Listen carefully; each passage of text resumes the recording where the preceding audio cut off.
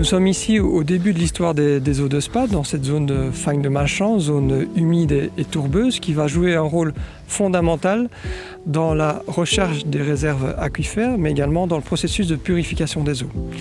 En effet, ici, il pleut 2 fois plus qu'à la mer du Nord, et nous avons également la chance d'avoir chaque année environ plus de 50 cm de neige, qui va donc assurer une recharge aquifère maximale. Et la nature va également nous aider, puisque cette zone est constituée notamment dans les zones tourbeuses et humides d'une mousse particulière qui s'appelle la sphègne, qui est une véritable éponge. Et en dessous se trouve la tourbe qui va jouer vraiment ce rôle de premier filtre avant que l'eau continue à descendre dans les petites fissures de la roche. Roche ici plus vieille d'environ 50 millions d'années.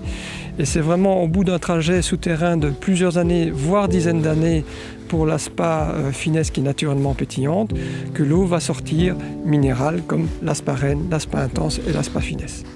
Cette zone de Fagne, en plus d'être un réservoir d'eau incroyable et d'être aussi une réserve importante de biodiversité, va jouer un rôle très important dans la limitation du réchauffement climatique, puisque ces zones tourbeuses humides sont un piège incroyable pour les gaz à effet de serre et ont d'ailleurs la capacité de capter 10 fois plus de CO2 que par exemple la forêt tropicale.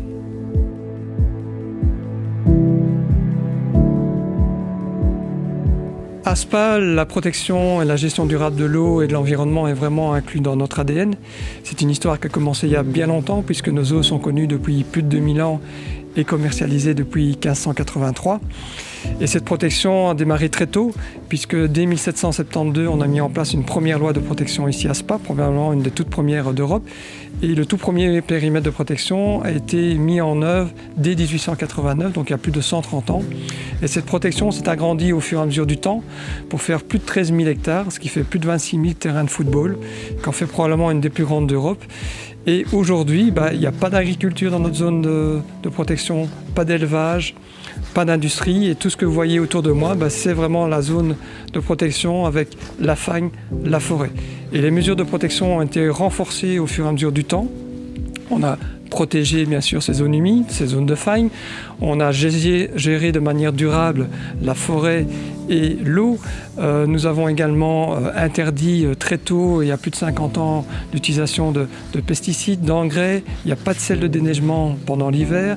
Il y a l'obligation d'utiliser des huiles biodégradables dans tous les engins qui travaillent dans la zone.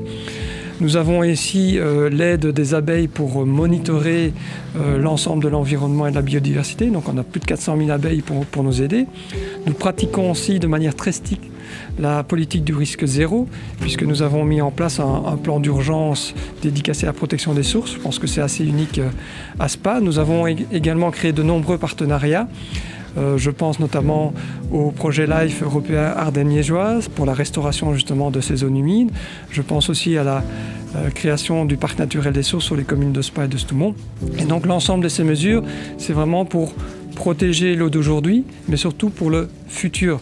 C'est-à-dire que notre ambition, c'est protéger ce cadeau unique de la nature pour les générations futures et assurer que toujours nos petits-enfants et arrière-petits-enfants puissent encore boire une eau pure et naturelle.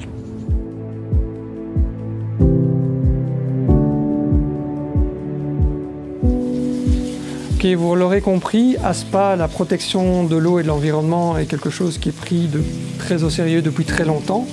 Nous protégeons le passé, nous protégeons le futur.